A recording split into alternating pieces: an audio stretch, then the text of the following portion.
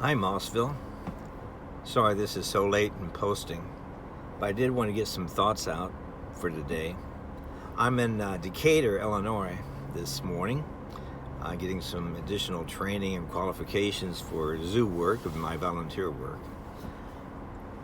And driving back, I just have been listening more and more to the stories of not just protests, but looting and vandalism that's going on everywhere, including our backyard in Peoria and East Peoria. It seems to be rampant everywhere. Now, I can understand people who are upset with injustices. I could understand that people who would fight for justice. I can understand that people have a right to get the attention of those that they see in power. And I can see the right to assemble and take to the streets if necessary. Matter of fact, I've done so myself in various causes throughout the years. However, I cannot relate.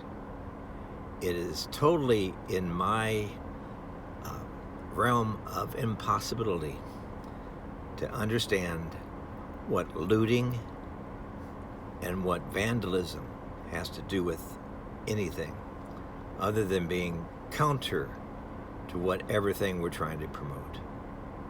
It creates much more opposition than it does the softening of any opposition.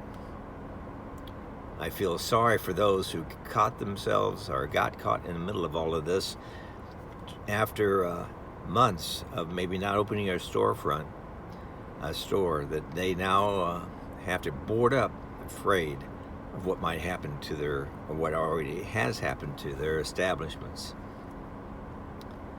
It's a real tragedy. So I think about those looters and about those vandals. What causes it? Well, I think what causes it, or at least why it surfaces,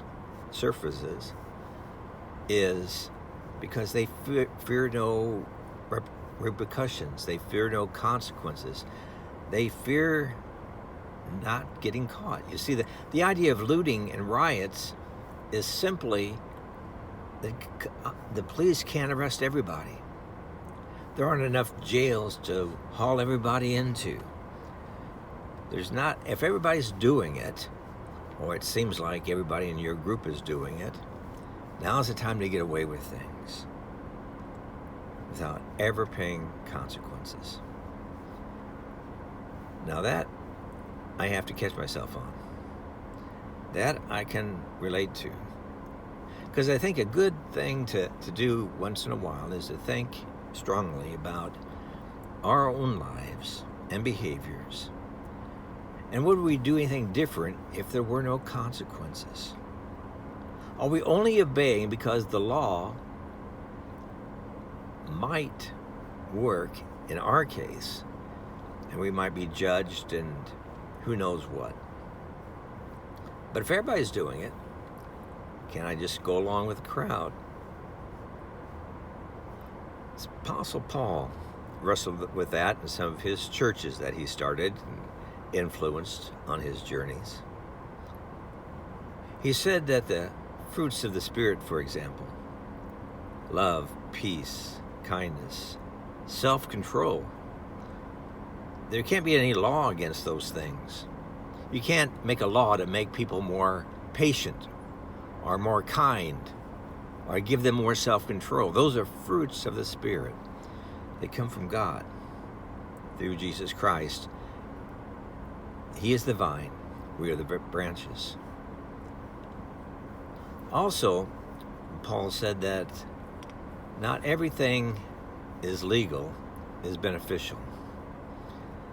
Not every law that says we can do something, not every law tells us that it's the right thing to do or the wrong thing to do. What I'm saying very quickly is that if the outside fear of consequences or the outside fears of getting caught Are the outside fears of repercussion? If those are taken away, are there things in our own lives that we would do differently? And if so, maybe that's a place for us to start in repentance and understanding that we're not perfect either. Well, those are some thoughts for today. I'll get back to you soon. God bless you, and thank you for joining me today.